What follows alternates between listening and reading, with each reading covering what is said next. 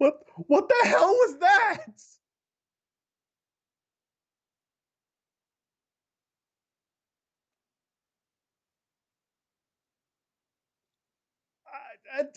I, First of all, wonderful.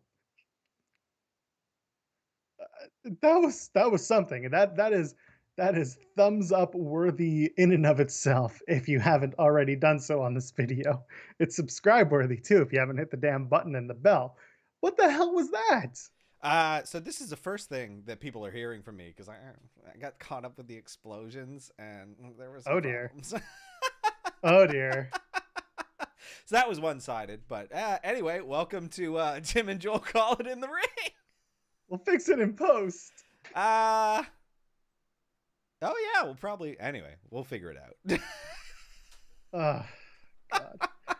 Well, we can't really top that, can we?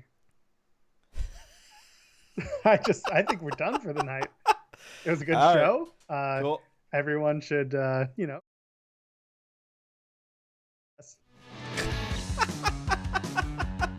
right.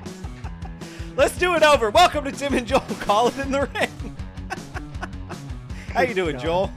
Well, Tim, I have a serious problem. Yeah, we're not serious enough. No, we're not serious. Oh shit! You're right. That was a note. That was a note we got, and wow, that we started that with something not serious at all. Tremendous audio problems. I shut your audio off just to make a joke about wrapping the show up. I hit the thank you thing, and I realized, oh, that kills the audio too, which is also pretty professional and great. So. Well, you know what? The good news is it's not just us who are not serious about exploding rings. Apparently, AEW aren't very serious about it either. They didn't get real serious about it. They saved it well. You know what? I loved the memes as they were happening that night. Yes, and unfortunately, AEW wasn't such a big fan as they DCMA'd every single person who posted something on the internet with it. But whatever, it's their gimmick. I'm not going to get upset because I don't post their stuff. Hello to all of our friends in the chat. It's good to see you. It's good to hear from you. Tell us what you think throughout the night. This is what we're here for. Your opinions are valid. Shall we? Let's. A brutal and bloody death match, Tim. It was pretty brutal and pretty bloody. Yeah, I'll give you that. It was fun. It was wild. Right? Yeah, I was satisfied with it. You know what? Yeah. The Good Brothers got involved, just like I expected. You were and spot on. Instead of a giant bat that Gallows was stroking, he brought a barbed wire bat with explosives in it. Yeah, but he respectfully handed it too. He didn't molest it, which is good to see. Maturity. Something like that. So at the end of the day, let's talk about it. We're gonna get the whole thing. Are we gonna go we'll talk about the pay-per-view and we'll tie it into Dynamite? How does that sound? Yeah, let's do that. Let's weave a tapestry together. Okay. So obviously the ending was a bit sour for everyone. Was the pay-per-view itself really that good? I enjoyed it. I had a good time. I was doing a watch along with Fightful over on their Scraps channel. Always a fun time to hang out with the guys and girls and friends beyond the binary there. And then we had Tony Khan and Moxley. We just talked about this barbed wire death match. They both covered it. They kind of covered it up with the post show. Yeah, they were quick. You know? Did you see the Mox joke in ring for the live audience after too? I did. And then Tony Khan did the exact same thing. Just doubled up, say Kenny built a dud. He wrote it on a napkin. What do you expect? It's fine. That's the narrative that they're using, and it's fine. Then they doubled up on Wednesday and said, Impact must have built the bomb. Impact. That segment was very improvisational. I felt that Mox and Eddie, they were just like, I don't know, go justify it. Here's your bullet points. Because Eddie just threw in the Impact pay for the bomb thing, like. And yeah, you know what? It was fine. The promo itself was good in the ring. I mean, really, the stars of the show ended up being Moxley and Eddie Kingston because everyone said, Eddie Kingston, you're gonna give him a mic, and guess what? He's gonna say it all away. And he got it. He said he had PTSD he's working through. He said he was, from time he almost got thrown in prison, and all of a sudden you're good. You're perfect. I love Moxley just kind of laying back, looking like it's dead man. And you're going to get, Weekend at Bernie's. Instead it'll be Weekend at Moxie's. Yeah, it was good. Like they did a good job covering it. You know, mistakes happen. Assuming that was a mistake. Looking at, because I had not watched the other death matches. You know, after that gentleman was like, "Have you considered?" And I was like, I'm aware they exist. Like, watching other, I did not know the exploding part was already a thing. Holy hell, they did it good. So yes. Okay. So we'll backtrack for a little bit. For those who don't know, we do a show on PW Unlimited's YouTube channel every single Sunday. It drops around 4:30 Eastern, and it's called the Weekly Draw. When there's a pay-per-view going on, we run down the card and we give our predictions. So we were doing our AEW Revolution prediction show. We got to the final match of the card, and that was the exploding barbed wire death match, which we're talking about right now. Yep. And we were joking, and we were doing our thing, and this is what we do. We don't take things seriously. And next thing you know, there was a comment. Not wrestling. And there's a comment left for us saying, you know, these guys aren't taking it seriously enough. This is my first time watching. I'll never watch again. Yeah. And I rolled my eyes and I said, I'm so sorry. I didn't realize that wrestling was so deathly serious. Yeah. Those men have families, Joel Pearl. They have families. That's right. I forget all the time. They have families, and we need to respect the fact that they're going out there and exploding their lives on the line. Yeah. You got to explode your life on the line one day at a time with respect. That's right. Much respect. So he told us to go watch death matches from Japan. And yes, they are more brutal. They are more kind of barbaric. Yes, that was a thing. And the explosions doesn't were make it not funny. These are two idiots who are consenting to do this. Like, if anything, it makes it more funny if they're extremely serious about it. Like, so yes, the bomb was a dud. It was supposed to go off. It was supposed to be much bigger. There was supposedly there were there were rehearsals earlier in the day, and they did go well, and then the actual take did not go well. I've been there, man. I've been there, man. So I feel for them. Not with explosions specifically, but well, you know. So the ending was a letdown, and then we had the run up through Dynamite. We had the Mox and Kingston promo, and then you had Dawn and the 69 me Dawn and north-south position and all that stuff. And it's cute and it's funny. And then Christian shows up. Yeah. Also, his theme is Evanescence. Did you notice that? Yeah. Why? So he's actually using his old TNA Christian Cage theme, which was a riff on the Evanescence. No, it is the song. Like I thought. No, it's a riff. No, it's not the original. Telling you, it is TNA exactly the same with mutations. Like it is. If they are using this, Evanescence should sue them. They don't care enough. It's wrestling. Well, I don't know. Amy Lee's pretty intense, man. So Christian comes out. He does his full entrance with the looking out and everything. Yeah. And the announcers are really confused at the first because they see the countdown and they see the music, and they're like, I'm not used to hearing this music. And it's like, you were just there. What's going on? And that was just he saunters down the ramp. It was a weird juxtaposition compared to the rest of the segment. I wasn't super into Christian making that entrance. I'm into Christian being in this title hunt more so because there is now the Impact part of things. Yeah. And we're gonna get into Sacrifice, and we're gonna get into all that. But now I like the idea of Christian, who is a former Impact star, and he's using Christian Cage, which is where he got over in Impact, using his Impact theme. I like the idea of Christian being like, I'm sticking up for Impact here. I want to take the title off of Kenny and maybe go and win the Impact Championship from whoever wins Moose and Swan. Again, we'll get to that later. I like that. I like the idea of Christian walking in. He doesn't need to win. And if he does, it needs to be a fluke and maybe a quick, hot potato back and forth with that title.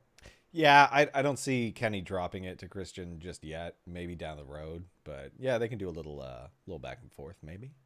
And when would you do the match? I have it here that I would maybe do it during WrestleMania week because there's so much going on that week now. Yeah, I mean, anything they do is going to be like, I don't know. Again, like none of the live watch along really matters to me. I don't.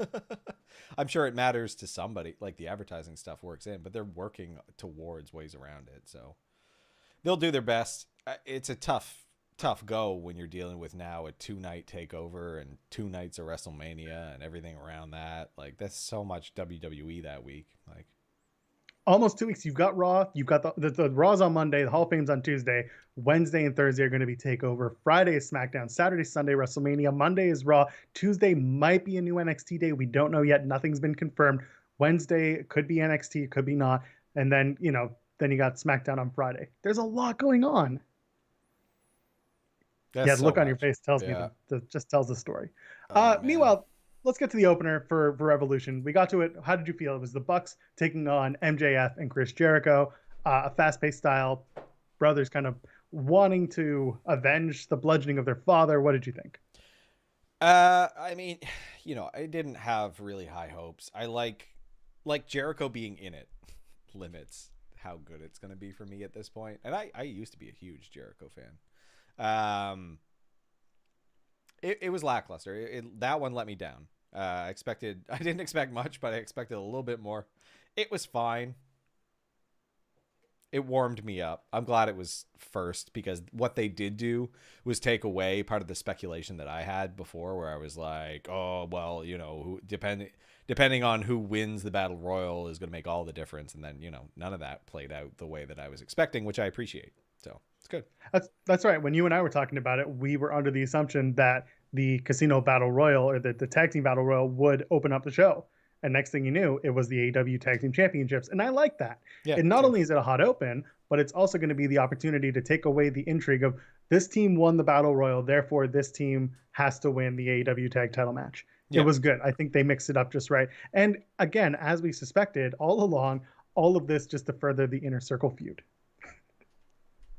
Yeah. We'll get to that separately. We'll talk about that. We'll talk about that separately. But speaking of the Battle Royal, it was a fun match, a lot of movements. I felt bad for a couple of people, Evil Uno and Marco Stunt. My God, I felt bad because of that botched Hurricane Rana, and then Evil Uno just runs to the other side. He was trying, man. I got to give it to him. He's a ring vet. I mean, that's not the right call. You can recover from that. Just don't. You have to figure a different way out, right? Like, you can't. Anyway, it happens. He made a weird call in the moment. It's in the moment, so. Yeah, he was trying to make good. QT Marshall, however, breaking away from Nightmare Family, a big fan of that. It's good storytelling. For those who may have missed it, when Shotty Lee Johnson won his first big match on Dynamite, he shouted out the entire Nightmare Family except for QT. See, and so didn't notice that. Next thing you know, he walked away, and now we've got QT walking away from Nightmare Family as a trainer. At least that's the way it looks, because on Dynamite, well, we'll get to that in a sec. Because Johnson had a big debut. Yeah. Or he had someone's big debut. He had someone's big debut, which was a little bit spoiled, but it was a good match. Anything else from that tag team battle royal that really stood out to you that you really enjoyed, or anyone you wish had won? No. I mean, it was overall surprising and like very good. I'm glad with Phoenix and Pac winning. Like, I think that's an interesting decision. I like them both. They're going to have a great match with the Bucks. The match itself was exciting, like way more interesting than I ever would have expected. Like, it was a really good turnaround after the opener. Yeah, and then Matt and Phoenix having a Dynamite opener of their own was one hell of a match. Those Excellent two went match. full throttle. Holy hell. Did Which not is the right, expect like they needed to do that, right? Like the last time we saw AEW, other than Dark, which again, not they at least recognize that not everyone's watching Dark, and they opened with a really, really strong match after a really fizzly end to that pay-per-view. So yeah, they set a fuse that they didn't have go off on Sunday night. How's that? Yeah, there you go. All right. On the women's division, we had Hikaru Shida and Ryo Mizunami having a great match. Fast-paced, action-packed. Big fan of that. Shida goes over. Great. It was still a fun match. I know you're going to have your feelings about it. And then we roll back into the six-woman tag on Dynamite, which to me was the amazing. Trios tag. Did you recognize that? It's always trios. That's what they do in AEW. So have they been? Yeah. They have so many multi-person matches, like. When it's 6-person, it is trios. Okay. They go that lucha style. Anything from that the singles match with Shida and Mizunami that sticks out? No, it was good. It was good. It didn't do what we thought it was going to do, which we knew was going to be the case when they said 60-minute time limit. Oh, such a bummer. Yeah. And like someone was like, "Oh, it's a title match. They're all 60 minutes." I was like, "No. There was a 20-minute title match on Dynamite this week, right? The Scorpio Sky Darby Allin one. That was a 20-minute time limit." So it could be that their top titles are higher limits than others. Which makes sense. Yeah. It was still a good match. It was, as expected, everyone, got their stuff in, looked good. And then we go to that trios tag we talked about on Dynamite, where, oh my God, Maki Ito not only makes her debut in the buy-in earlier in the night on Sunday, but then comes out again to do the trios match and gets her full entrance Yeah. both times. Yeah. Amazing. First of all, Tim, you and I are the music types. Yeah. You and I know what it's like to walk around with these things in our ears when we're performing, these in-ear monitors. Uh-huh. Maki Ito comes out on Sunday and she's wearing these crappy, like low quality cost JVC earbuds that keep falling out on Sunday as she's doing her entrance. And I felt so bad. So what did they do on Wednesday to remedy the situation? They gave her cheap ass big headphones. That was not the only problem. Like, she walks out and it's just so much feedback. Like, I don't know what the hell they did, but like her entrance on Sunday was just like noise. Yeah, they fixed it pretty quickly. I realized that they had that too. It was just a lot really quick. And it's high. It wasn't like super obnoxious, but it was like, wow. I felt bad for her because she comes out, she does the full entrance wearing the headphones over her head, and I'm like, oh man, that sucks. That just looks so weird. I and appreciate. Then, of course, well, they started the action early on it too, which I appreciate because like she's a lot of fun. I don't want to hear the whole thing every time. Yeah, I had written in my notes for some reason that Shida was not in this match, that it was Riho. I was wrong. But either way, I don't know where that came from. Shida comes up and Maki just kind of...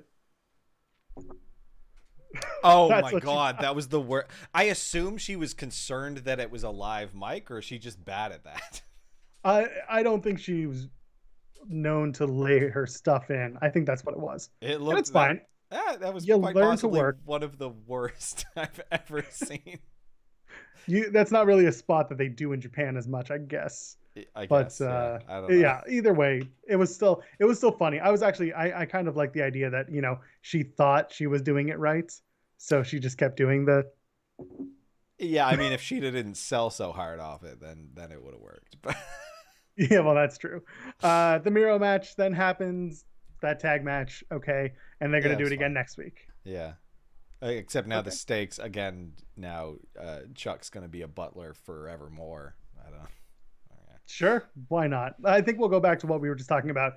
Kip loses the match for the team. Miro flips out, and then Miro goes on his own. Please and thank you. Yeah, I'm thinking that's the case.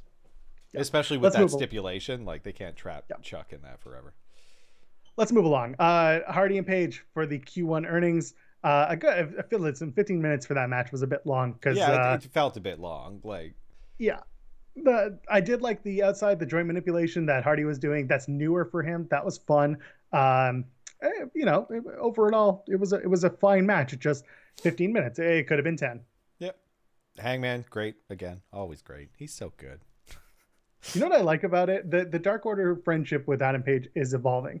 Yeah, they did the lawnmower skit on Wednesday on Dynamite, and Page had tweeted about it a bunch of times last year. They voted on the lower third of his entrance. Once upon a time, he was saving up for a lawnmower, and he brought it up in the press scrums after Revolution. I enjoyed that. Donating the money was a nice touch. Hangman being a good person, and by the way, if you didn't notice it, Colt Cabana fell off the lawnmower. Yeah, it was good. It's good to see. I like it. It's charming. It's nice. I like Hangman. Meanwhile, on the other side of things, Matt Hardy is gonna have a hard time picking it up. Yeah, they went in a direction with this that subverted my expectations, but I thought that our ideas were good. I was really surprised with the Butcher Bunny and Blade thing. I was like, oh, I don't like that. I don't like that at all. I don't know. Like, I guess it's because Eddie's a face now again. Yep. Like, do we have to? Okay, now I guess they need a place, and this is what they gave them. I feel like there's more potential with that stable than they're using. I agree, and I wish there would have been a better way to include Butcher and Bunny in a different story. The whole Kingston came out. They tried to stop Kingston from getting into the ring and helping his friend.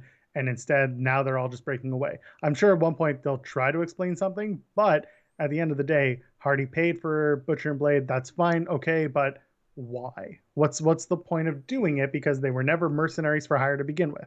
Yeah, I think it just cheapens like Butcher Blade. Like it weakens their identities in the program. So Yep. Let them show, some sort of signs of domination moving forward. I'd like that. I want to see this team really prosper. yeah, same.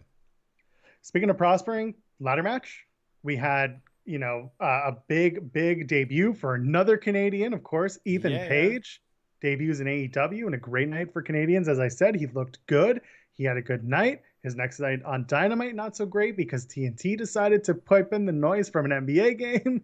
I hope he kind of uses that to his advantage. I think he'll mess around with it. Yeah, it took a while. Like they had the blended audio was the weird thing. Like you could still hear both. Like I was like, okay. Someone messed up. And if you're Canadians like us and you were watching on TSN, or if you're over the pond, you're watching on Fight or wherever you were watching that wasn't TNT, then you didn't know it existed. Mm-hmm. But for those in the US who are watching on TNT, it was there. And I think Page will probably use it to his advantage, like I said, and do something silly on his vlog with it. Cody. What are we doing with Cody? Is it in his contract that every loss he gets to squash somebody on the next match? He's got to build his heat back, brother. Yeah, like it's just. Yeah. Okay. So let's talk about it. Cody's in the tunnel. He's refusing to go backstage. He's always in the shot. Either this is part of a big kind of setup that Cody has a big ego and it's going to turn him heel, or he really has that big head in real life and just wants to be on screen regardless. It's one or the other. And AEW is good at having a lot of callback stuff and things that we didn't really think about. So yeah. So yeah, well that's the thing. They do a lot of like really background storytelling for like really intense. Like clearly I need to like pay attention and hang off of like every word sometimes, because the QT thing is one example. Like it's been a real subtle storytelling to the point where like stuff happened in the ring and I was like, well, what? Okay. And now it makes sense. Like it makes a lot more sense. It was just, it's so subtle. Yeah. Cody, the whole storytelling for that match felt weird to me. Like having Cody be so central to it and not win and not, I don't know, not even really participate. Let's go participant by participant, because next thing you know, we're doing Cody and Penta. Penta, of course, sitting at the broadcast booth on Dynamite and then getting up. And I'm a big fan of having Alex Abrahantes be his translator, because Penta's English is okay. It's not great.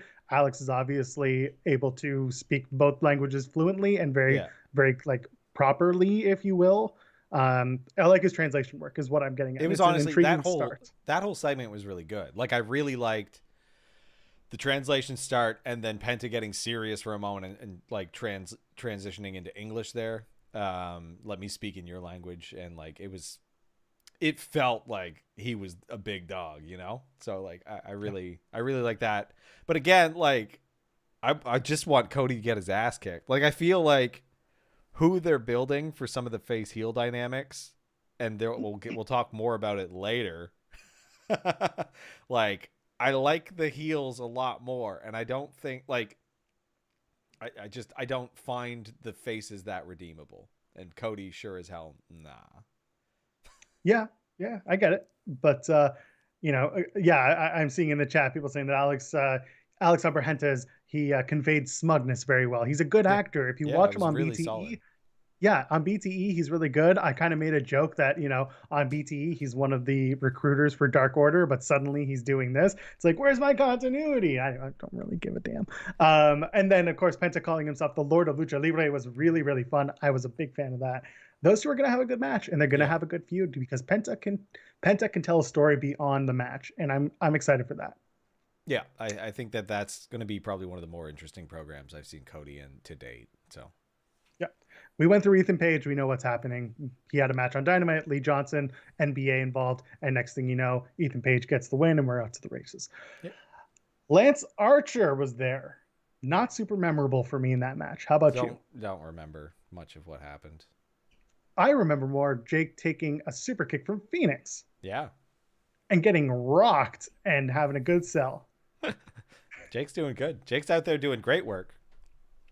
Unfortunately, he also wants to beat the Archer wants to beat the shit out of Sting. Yeah, What we're was gonna have an old man unfortunate fight. what was unfortunate was what Jake the Snake was wearing the next night on Dynamite, or on Wednesday night on Dynamite. Yeah. Whoa, what was that? I get it was snake pattern, but I was sitting there like, no, not that tracksuit, Jake, never that. Yeah, I don't. That came out of nowhere for me and felt kind of awkward. I was like, oh, I guess we're doing Archer Sting now. It was really ham-fisted way to get there in my mind. It's two faces. They're gonna have to figure out how to tell the story. But with Tony Khan, he obviously hates Sting. Yeah, big man after big man. Yeah, yeah, just load him up. Give him Cage, and then give him Archer. Who's next? Yeah. They're gonna give him, I don't know, Luchasaurus is gonna take him up. Yeah, I don't. Man. It was fine. Again, Archer needs to move along. It's time for him to move on. Again, not the best ladder match, but it was effective enough because next thing you know, Scorpio Sky, his new attitude, and it's a big plus, gets him to the Sonic ring. It's not the brass ring, it's the Sonic ring. Yeah, I don't want to call it anything else. Yeah, he's doing a great job. Like, and him and Darby had a tremendous match on Dynamite. Like the two of them, I've been critical of Darby. He's had a damn good week. I'll give him that much. Going back to Sting, it's going to be Wardlow F10ing Sting. Just get them all in a line and have them just like one after the other. You wanted to do this. Welcome back. Yeah. So like you were saying, Darby and Sky had a great match on Dynamite this past week for the TNT title. I did not expect the match to happen this week. No, I thought they would maybe play it off a few weeks from now. Yeah, it happened really quick. And it's clear they just really want to make Sky a heel, to the point where the announcers were like, he went, you see, he came out one tunnel and then he went in another tunnel. Like, he did the same thing on Dynamite the week before. Yeah, he was talking smack. We knew what he was doing, but cementing your heel turn by doing a heel hook post match, that's mad. Yeah, it's just on top. Oh my God, a lot of it. I mean, it's good. I think he'll thrive, and I'm glad that he's gotten away from SCU. It's layers, Tim. Thin ones. Yeah, I think we'll see it again. We'll do this match again. Darby and Sky as a well-defined heel. I think that's where we're gonna go. We'll do it one more time. Yeah, Darby got a weasel win, right? So like we're definitely doing it again, and then the fight post match. So speaking of really, really, really weird matches, Sting and Darby, Cage and Starks, and Hook and Hobbs in a warehouse that had a ring. It was well put together. I really liked it. I did too. It was very cinematography was really well done, and it was mostly Darby Allin's work. I read. I'm really happy about that. Good to see it. And he didn't go overboard on the emo shit. So I like the bat being the source of Sting's powers. Yeah, I mean, it makes sense. He's an old man. He needs He needs that leg up. Right. The swinging into the glass window for Darby, taking a plate glass window to the body. Whoa. It's good. It's beautiful. Why would Hobbs show up wearing an orange mask for no reason? Well, I don't know. Maybe his opponent. He was trying to get in the psyche of his opponents. I mean, he probably should have painted his face. But. And then eventually we get to the end of the match. Of course, Hook showed up. Hook looks good. He finally took his shirt off, and everyone was just like, "Oh my God, he's in great shape." Were we all waiting for Hook to take his shirt off? Was that? I guess he's been wearing hoodies this whole time. Yeah, it makes him look tough. Like he's a hoodlum, you know. Well, Sting gets it in the ring, beats Starks. I had a good laugh at that, just because it's a ring in an old warehouse, and then the finish has to happen in the ring where there's a referee, and Sting, hits his. They got around too. They got around. So yeah. Yeah, it was fun. I like the match. I know you like the match. It was a good story. It's what it needed to be. I'm happy. Yeah, it was. Yeah, pleased. Very impressed. Good job, Darby. Great job, Darby. Sorry for ripping on you. You're still kind of a dork. What's next for Team Taz? We just set up Sting and Darby. We know respectively what they're up to. What do we do with Team Taz? God, there's so many factions running around. What do we do with Team Taz? They got to bully someone, right? Maybe they bully Eddie. Let's get Eddie in the mix. Eddie Kingston's probably going to be involved in a 6-man. Oh my God, you're right. Going to be Eddie Mox and Christian with Good Brothers and Kenny. Okay, yeah, We're no, going to get there. that does sound very fun. Actually, I shouldn't. Well, what the hell does Team Taz do? What you got? Any thoughts? I don't, because they didn't do anything on Dynamite to make us think otherwise.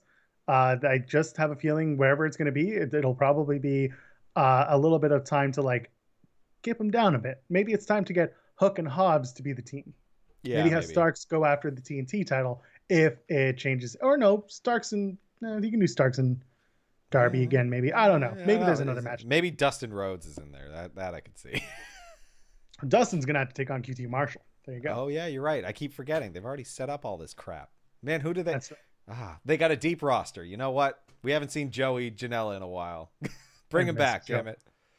I miss you, Joey Janela. Yeah, a little Joey Sonny feud between Hobbs and Hook. I actually like that idea. Let's see if we can get that going. Eddie and Mox's Impact Tag Champ sounds great to our chat. You know what? That would be interesting. I know they're going to have a match next week, and we'll run that down on PW Unlimited this week. Let's move to the War Circle, shall we? The War Council, sir. War Council. Did I say Give it War the Circle? gravitas that it deserved. Yeah, just like exploding ring death matches. Mm-hmm. I did not expect MJF, and I'm sure most people didn't either, to be recruiting FTR and Sean Spears. I love MJF so much. He did this so well. Like, him in the ring, like, the promo was so good. Oh, man. And, like, it makes sense. And now Sean Spears has something to do. Yeah, calling him the chairman again. That's a big deal. Yeah, Guevara. Exactly. Tully and MJF promos. Yay? Nay? Absolutely? Yeah? Yeah. I'm here for it. This all sounds like a lot of fun to me. For those wondering, Chris Jericho goes on tour April 2nd. Oh, yeah, after he took that very hard fall onto the concrete. The poofy concrete. No. He still has to have rehearsals with Fozzy, but Blood and Guts could be absolutely on the table now. You've got a team of 5. They've got a team of 5. It's time. It's time to do Blood and Guts. It was going to happen pre-COVID. Guess what, Tim? COVID's over. Yeah, go for it. That was, oh man, that bump just pissed me off so much because it was just like Jericho so up on himself, and it's like, this is like, there was such a obvious crash pad, like, and WWE does that all the time, but at least there's something like this one. The thing like inflated out when he went into it. I was like, So, okay. Now I'm all for keeping wrestlers safe and making sure that they're okay. And I know you are too. I think really what this comes down to, and this is a huge point for a lot of people when it comes to AEW, it is the way that they film things and it's the way that they lay out their spots. Yeah. And WWE has had years upon years upon years of experience mapping this out and blocking it. And again, you have some experience with theater and television and things like that. So you get the idea of blocking and planning out these spots. It's on AEW and their production crew to really start picking up those cues and start finding new ways to show their stories, not just with comfortable angles, but also with, keeping things safe at the same time and not making it obvious when something like that happens. Like you pointed out, having Jericho go through a crash pad. Yeah, and even him blading at that point was like, it doesn't really need this. Like, and I like a little color. I'll tell you what, but like, it didn't need it. Like, I mean, listen, like, in that world, red equals green, and that's their whole thing forever. Yeah. But overall, it was a good Dynamite, a great pay-per-view. Yeah. Dynamite suffered from the audio issues. That sucked, but still a good show. Yeah. And if it you wasn't that bad, I enjoyed like the whole thing. So. Yes. And if you like this show, you can leave us a like, you can leave us a comment, tell us that you're enjoying it, and subscribe to the channel, tap the bell, get the notifications because we go live every single Thursday at 8 p.m. Eastern. Let's switch gears, Tim. Oh, crap. Okay. Let's do it. WrestleVotes today says, hearing that the WrestleMania card is not even close to finalized, and quote, most of it is back to square one, even for Vince McMahon standards, 29 days out is bad. Okay. Yeah, I don't know. What are we going to do? I've seen mixed stuff. And like, it seems like they've got things in motion. It does seem like they have some stuff in motion. I don't know that it's going to be totally scrapped. You saw that maybe the Raw women's title is going to be contested by a bunch of people. because you had Dana Brooke and Mandy Rose express interest, and Charlotte Flair's in the mix, and so you got that in motion. You've got there's so many things. There's no way that they're going to reset in how many days? They have 29 days before the pay-per-view. They have before the WrestleMania, they have 29 days. Fastlane is the Sunday after next. Oh my God. Sunday after this one, whatever. From this Sunday, it'll be a week. That pay-per-view seems so pointless. Okay. Yes. Well, this is their Peacock tester pay-per-view. Yeah. I don't know. I don't put a ton of stock into that report that they've scrapped the WrestleMania plans because there's no time to do it. And I don't know, they've never really stumbled that badly. So we've seen some weird Raws. They're okay taking some chances with the Raw script, but I don't know. I don't see them boondoggling this. So meanwhile, on the Raw side, there is nothing announced for Fastlane. Think about it. Nothing's official? Nothing's official for Fastlane. Oh, crap. Well, again, this pay-per-view doesn't matter. Yeah, but again, if you're trying to tell a story going to WrestleMania, it's probably helpful to start shaping up your card 29 days out and 8 days or whatever it is before Fastlane. Basically, on Friday on SmackDown, you'll probably have a better understanding of what's going on, but not by much. And yes, Raw does stumble badly on a weekly basis, as our chat has pointed out. I mean, I don't know. It's fine. It's all right. Let's talk about it. Miz and Lashley again, and they announced the match at 4 p.m. Eastern on Monday. Yeah, I had no problem with that. I don't care. That was fine. He should get a rematch. That's totally fine with me. Why does he deserve the rematch? I know what he said in the ring. I just want to hear your take. Why does Miz deserve the rematch? Just because that is a common thing that happens with title shots in wrestling. People get a rematch. But in 2018, the McMahons came out and said no more automatic rematch clauses. Yeah, that's fine. It's the Miz. He's annoying, and everyone would know that Lashley would just squash him anyway. So to get it out of the way and to shut him up, I would just put him in the ring. Yes. He's annoying. He's the Miz. So I don't, if we're looking for logical coherence in a wrestling program, you're watching the wrong stuff. It's fine. I'm not looking for logic. I'm just looking for something to make sense. Because if the Miz comes out and says, basically the Miz is saying, I was so annoying, I got them to give me a match because I wouldn't shut up. Yeah. And then I also proved to them that I deserve, all the accolades and everything that comes with it because I was your champion. I did all the media calls. I have a award-winning show on USA. Miz and Mrs. is a really good show, by the way. Things like that. But the point is, we did it again on Raw. We had another match. It was an 8-minute match. It was a fine match. It took a half hour to get through it, which is kind of nuts to me. But it's time to move on. How do we move on without doing another match at Fastlane? You know what? Here's what I'll tell you about all of this. With WWE specifically, this is why when I wasn't watching wrestling, but I'd check in for the pay-per-views, why I felt like I'm not missing much. Because the lead up to the pay-per-views is just various reconfigurations of the same match. And while SmackDown is doing well right now, that's it's still true of it. I don't feel I have to watch week to week. The package that they put together before the pay-per-view matches usually tells the entire story in a concise way that I very much enjoy. So yeah, I could complain about how well Raw does or how SmackDown's good right now, but it's just it's never been particularly good. I don't feel like I'm missing anything if I miss an episode. But don't you want to have to come back? Don't you want to feel like you should be coming back to watch it again? Yeah, but it's been a long time since I felt that way. For WWE, it's been since the Attitude Era, which for all of its various problems, the TV was exciting week to week. The problem with that is that they're still running on the same ideals that they had back in the Attitude Era now. And TV's changed and evolved, and wrestling fans in many ways have changed and evolved. Not in a lot of great ways, but in the ways that they expect a little bit more storytelling, a little bit more nuance. Again, this is something that when we talk about AEW, there are certain points of storytelling that wrestling fans are looking for. And you can point to the fact that people continue to come back. Ratings are still good. People are still talking about WWE, but you should be invested in a week-to-week product. Yeah, And I it shouldn't agree. be that I go on YouTube and find it every single week and just watch the 3-minute clips here and there.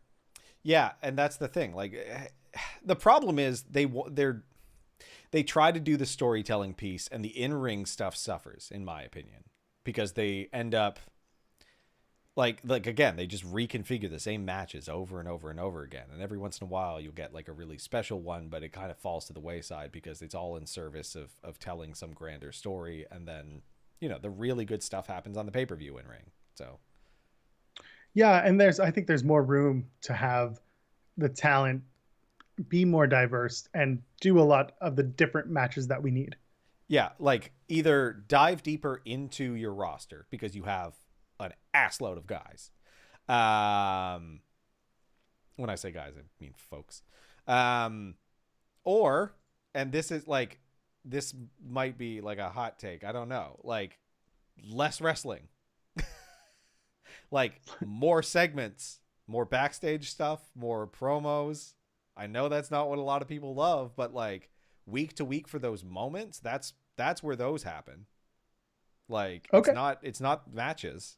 Because like it is tough to program, a feud week over week over week when it's not just, okay, you're a tag team, so one of you will face one of the other ones, and then next week the other two will face each other, and like, okay, now we're gonna have a 6-man tag. Like, it's just reconfigurations of the same thing to try to tell a story, and then they'll get to the bits. Like, it's tough. Like, this is kind of to the core what wrestling is. So like to complain about it, I don't know. Like, But if we can't complain, what do we have? well, again, like I just enjoy it. Like, it's fine. It's not Right. it's not high art sometimes. It's got tremendous moments. So, okay. So I want to talk about moving forward with this. International Women's Day Monday. Yeah. There were no women on the show until hour 3. Yeah, we're gonna Everyone rip on wants- AEW for their women's division. That was atrocious. Oh, no, that was dog shit. And again, we haven't ripped on AEW's women division in months because they're starting to do better. Like, yeah, it's good to see. they're learning to work with the talent that they have, and they're working with the talent that they've been given. So there's more going on. So I understand that Asuka's out. I understand that everyone wants Asuka. Let's talk about Peyton Royce and the comments from Raw Talk, because suddenly it goes around on Monday night. Oh my God, Peyton Royce cut this stellar promo about how she's not being used and how she deserves a chance and how she's upset and blah, blah, blah, and looks at the camera and says, I deserve a chance. Tim, I've heard this before multiple times. I don't know if you have, but I've seen it. I've heard it multiple times. And the first thing I did when I saw the promo, I posted a 4-second video clip. And it's Peyton Royce very poorly taking a natural selection from Charlotte Flair. I like Peyton Royce. Yeah. She's a great human being. She is not better than 98% of the women's roster, as she's alluded to. No. She is looking for an opportunity, which is fine. Everybody who's out there and gets a match deserves an opportunity. But I'm sick and tired of every single wrestler coming out there and telling me that they deserve a chance and basically saying, creative sucks and I deserve better. Well, guess what? You're supposed to be pitching to creative as much as creative pitches to you. So what are you doing by complaining about the creative? Yeah, I mean, join Retribution. And they did the same thing. Mustafa Ali comes out and does the exact same promo. Yeah, like we'll give Peyton Royce a name. She can be like Crumpet or something. I don't know. Like, who cares? Like, that's not a gimmick. That's not an identity. Like, and this is, they break up the Iconics, and Billie Kay gets something, and does something great. Although we haven't really, I don't know. It's been kind of quiet last couple of weeks. She'll be back this week. Yeah, absolutely. But like, you're only going to get these like special moments and better storytelling by like deep character development. And that's just not in the cards with most wrestling. Like the face heel turns all the time are like jarring. You know, people get hurt, stuff happens, so it's really tough to like get deep into this. So like, yeah, they have to do this very difficult tightrope walk where they come up with a character that is fluid enough that they can kind of suit a bunch of different roles for whatever's going on and whatever needs to be filled at that point. But like visually interesting and narratively interesting, but not too deep, because again, if you go too hard in one direction, you get into a hole, and then when creative has nothing for you, you're off TV, right? So like, yep. I don't know. They have such a difficult thing to do because it's a weird medium. It's just a weird medium. At the end of the day, the whole point is, as a creative person, as a wrestler, your creative side is supposed to be constantly in use. Yeah. And if you're not pitching, then unfortunately, there's not much to be given. No, I mean, like, they have to be creative about so much. Like in ring, same thing, right? Like if you're going to do the same moves with no variation on your moveset week in, week out, the in-ring stuff gets stale too. So they should be thinking like really creatively about their identity and the work they do constantly. Like that should be firing all the time, but I don't know. As we're getting deeper and deeper into the show, I just want to add on. So we have all these women coming up and saying, I want a shot, I want a shot, I want a shot. And of course, you've got Charlotte wants that Mania shot. I'm starting to think that either we have Asuka run the gauntlet or Charlotte run the gauntlet at Fastlane to determine a number one contender, or we can just go into Mania and do a 6-woman ladder match, which would be the first time ever alert that WWE loves to put out. You've got Money in the Bank, which was technically for the Raw Women's Championship back in May, but it was different. So yeah. I'm willing to forgive it if you just do that ladder match for the Women's Championship. Yeah, I can see it going that way. Like, I think that's more likely than the gauntlet. Both are on the table, but like the way that they're doing this, they're trying to get as many women on the roster into WrestleMania as possible, because they haven't done a lot of work to make it make sense to get all of these matches on there. So they're just like, we got to get everyone involved. And right. Like, Charlotte just called her shot. Let's make everyone be like, why the hell does she get to call her shot? Right. And this is pretty, like you said, this is pretty typical that when you get to Mania, everyone gets on the card because everyone gets the payday, so on and so forth. Yeah. Drew versus Sheamus, I assume they're going to announce for Fastlane as a number one contenders match for WrestleMania, unless they got Brock. I don't want to go too far into it, but I'm loving their matches on Raw. They have that chemistry because they have that friendship. They go hard, they kill each other, and I love the feud, and the matches are solid. Yeah, and they trust each other enough to actually kind of beat the hell out of each other. Like and because of that, they had the social posts after with like their bruised up backs. And I was like, yeah, because you guys know each other well and you trust each other to work a bit stiff and create something interesting.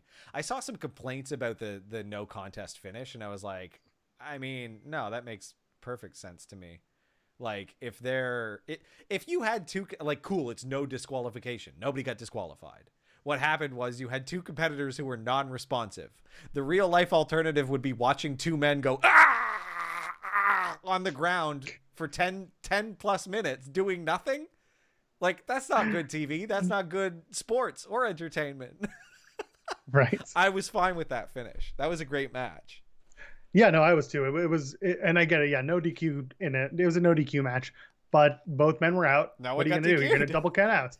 Yeah. You can't have the match just keep going. You've got a time limit. Come on. Yeah. I get it. It's a beat to a story. Not everything is professional wrestling 100%.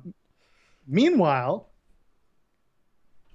Braun, I don't think you're dumb, Braun.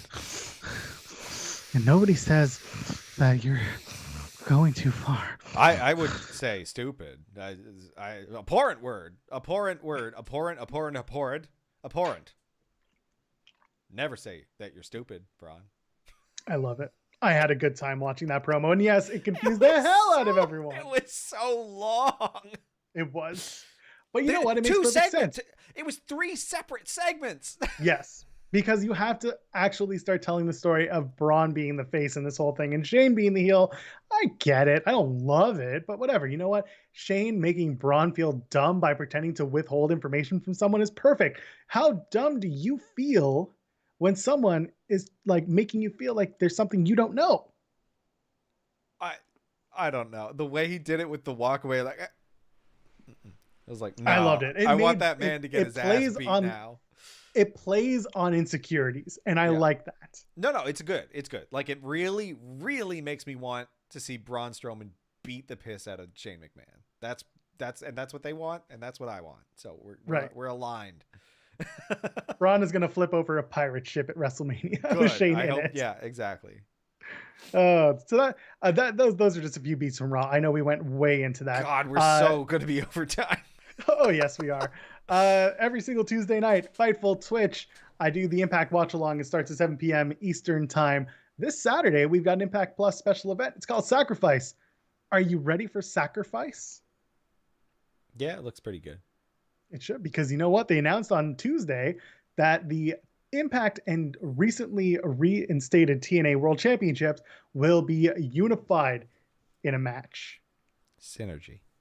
That's right. Don Rich Callis Swann also did an MBA. He mentioned that in his. Everyone's got their MBA.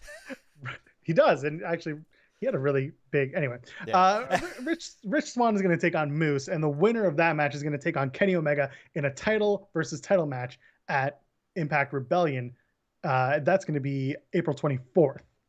So, really looking forward to that match between Swann and Moose. Do you have a winner in your head for that championship unification match? I mean, it could go either way, but damn, I want Moose to win. It's probably going to be Rich Swann, but I want Moose to win. I see Rich Swann pulling out the victory mainly because Moose versus Kenny can be done down the line, and also if Kenny's going to win another title, I think it should come at the cost of Rich Swann. Yeah, I also agree with that. Now that I think of it, they're going to keep the UGO title though. I know everyone I think disagrees with me. I like the white belt. Oh, just put a white strap on the Impact title. No.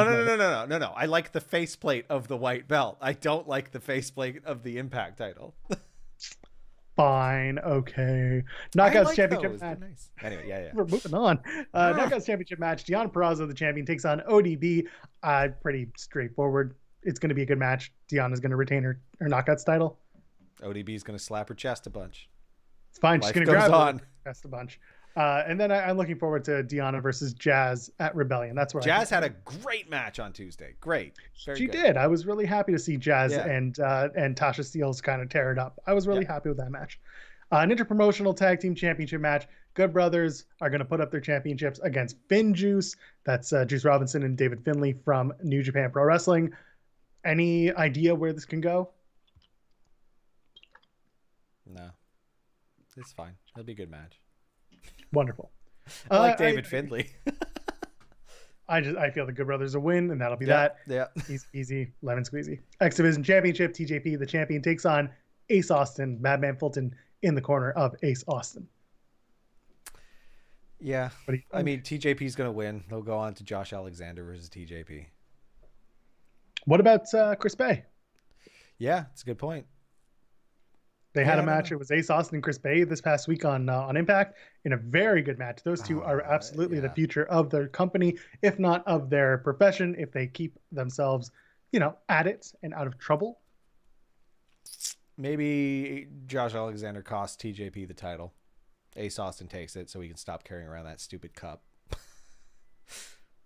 Well, I mean, this is his championship match for Ace Austin. The one that he's supposed to have a while ago. I'm seeing in the chat the idea of doing Steelz and Hogan versus Ivelisse and Diamante at Rebellion. Do not think that AEW is going to have much more crossover than what they have right now. I really think the story is just going to be Kenny and the Good Brothers. And if they do any more crossover, I'll be shocked. If they do it, maybe it's Slammiversary. But Ivelisse and Diamante aren't doing shit right now with AEW. If this was going to be a big thing, it would have, the time to strike would have been early. Now it's not going to be a big thing. This is what it's going to be. So that X Division Championship match, I think TJP will retain. Yeah. That's just what it is. Knockouts Tag Team Championship match, Hogan and Steelz taking on Jordan Grace and Jazz. This match is interesting to me because I know who's going to win. I'm looking forward to the dissension that it will create between Grace and Jazz. Yeah. Or you tell the story of Grace and Jazz winning the championship, the Knockouts Tag Team Championships, and then have them drop it in a way that one turns on the other. Which is I don't you're very committed to the notion that it's going to be Jazz Jordan Grace in a grudge match at some point, but yes. I don't know. Maybe not. Maybe that's not where they're going. I think it's where they're going because both women are either planning to leave or has a foot out the door because the contract is over. There's a very easy story to tell there. Grace and Jazz haven't really had a grudge match. They've been on the same page of a Yeah, they one-on-one had the match. one. I think it's time for them to kind of bump up their story and tell a really good one. They're both two Maybe, very good wrestlers at their jobs.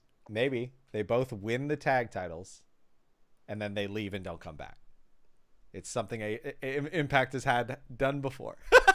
I don't think that's going to happen. So let's move on. Tag team match. Decay, Crazy Steve, and Black Taurus are going to take on Reno Scum. I don't care about the outcome of this match. I just want Taurus to have a good showing. Yeah, he's great.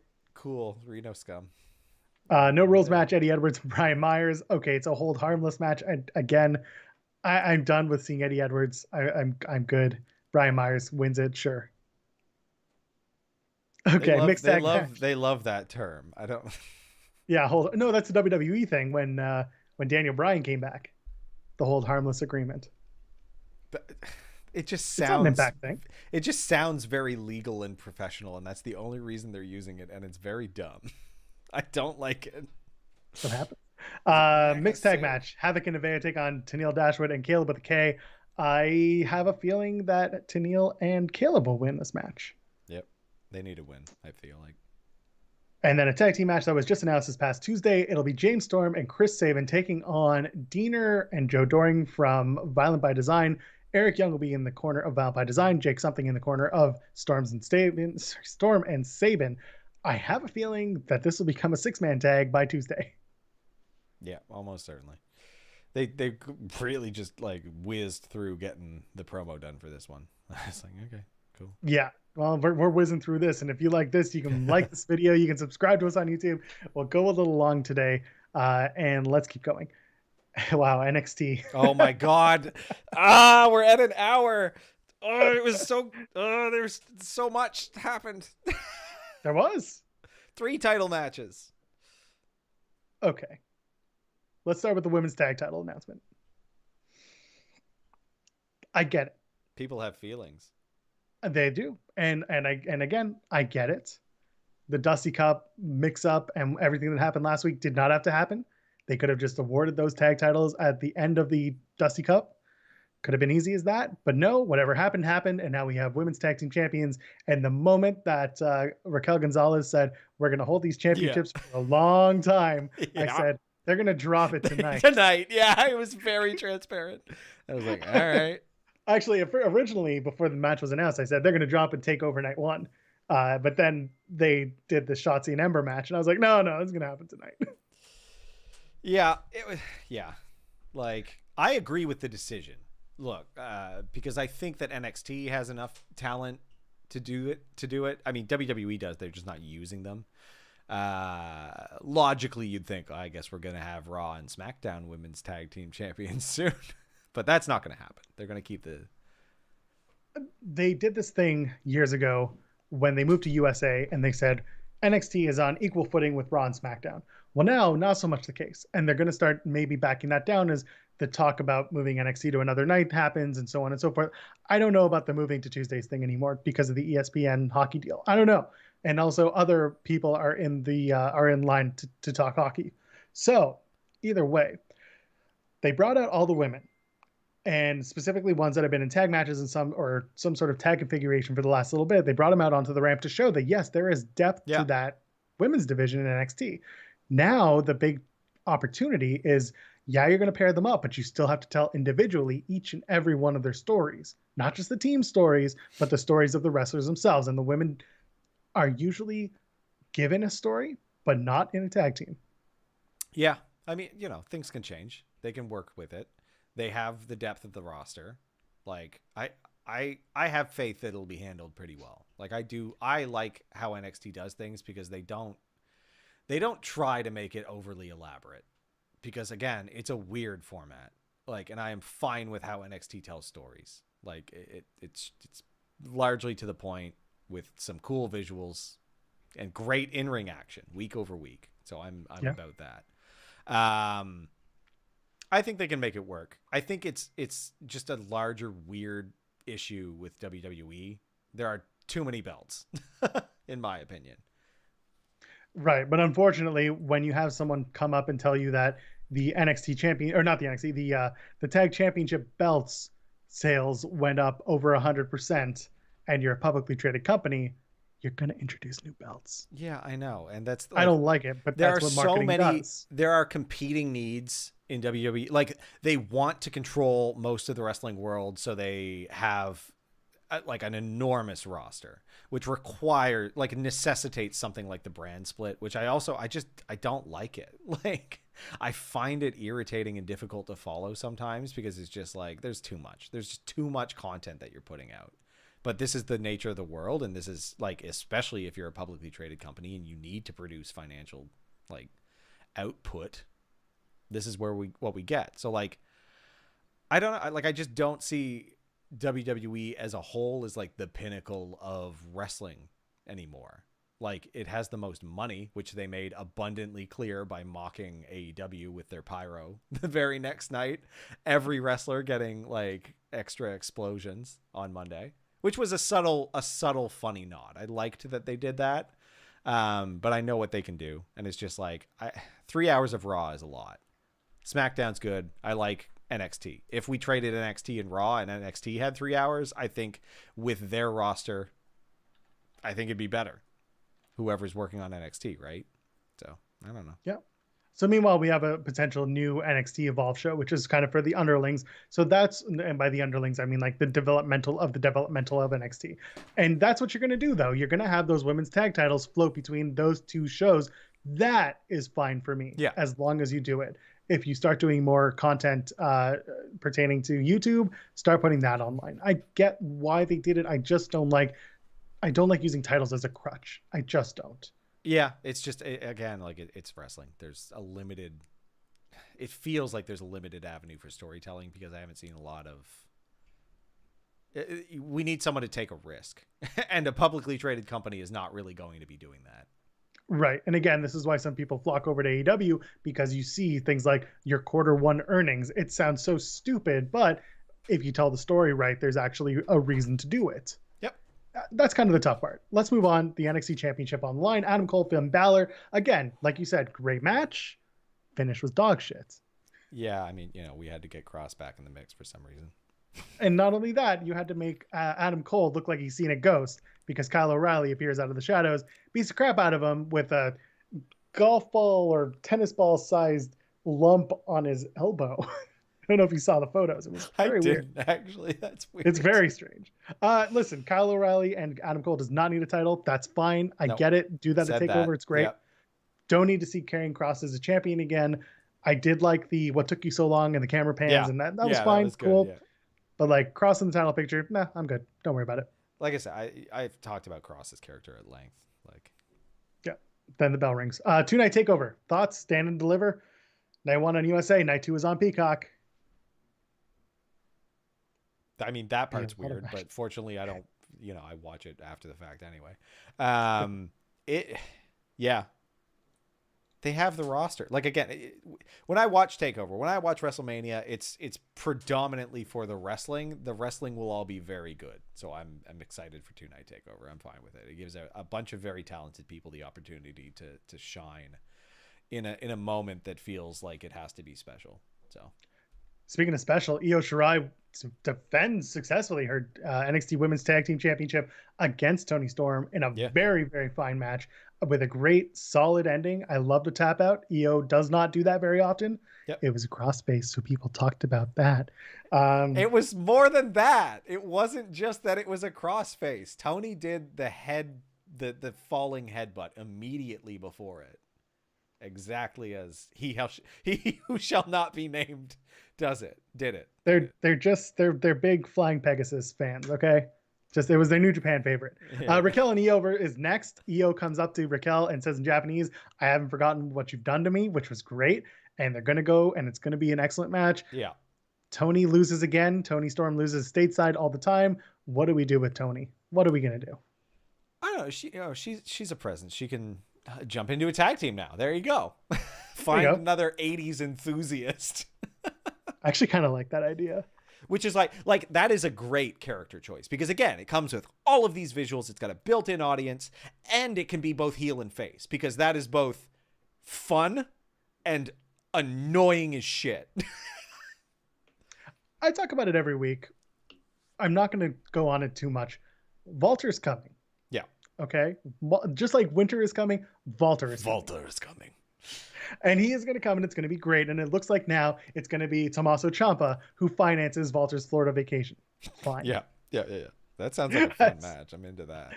I am into it too. I want to see that happen. I know that we were looking at Balor versus Walter. I still think that's in the cards, but I think that's going to be in NXT UK if they ever do the Dublin takeover, which there's clamorings of doing it in June. Who knows? All depends on what the world looks like by then.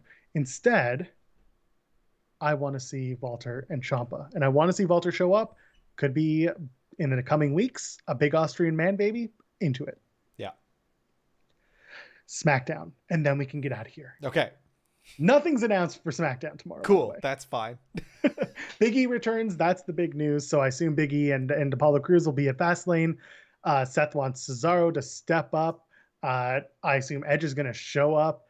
I am assuming Sasha versus Nia. That's inevitable. And Reginald will be there because Reginald is now the conduit through which all the women pass through. Tremendous cross-platform performer, Reginald. Ridiculous. Why wouldn't Kofi let him come to the hangout? Not fair. Anyway, I agree. And then I'll end it with this. Daniel Bryan is currently putting on a great campaign to put himself into the main event of WrestleMania again. And when I hear things like that, WrestleVotes tweet that things are looking to be shaken up, I get wondering, is it going to be a triple threat match?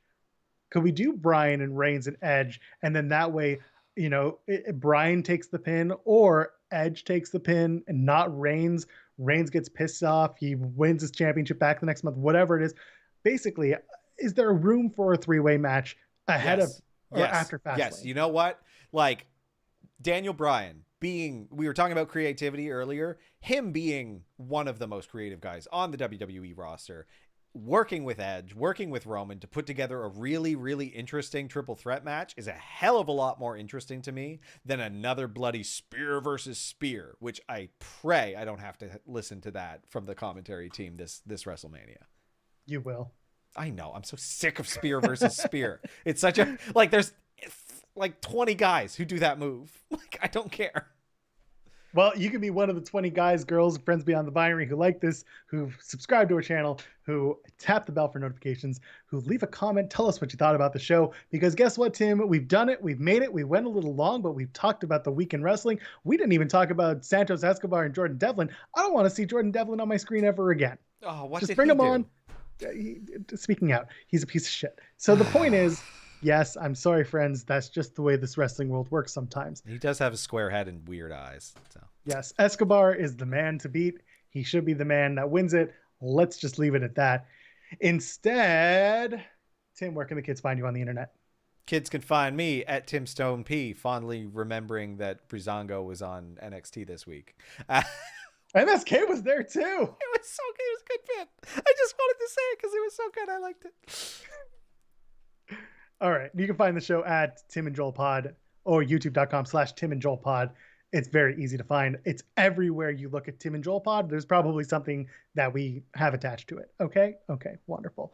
PW Unlimited this coming Sunday. We'll be talking about the week ahead. We'll talk about AEW Dynamite and their, St. Patty's Day Smash or Slam, St. Patty's Day Slam. And whole lot of stuff going on in the world of wrestling, because guess what? It never stops every single day. Okay, wonderful.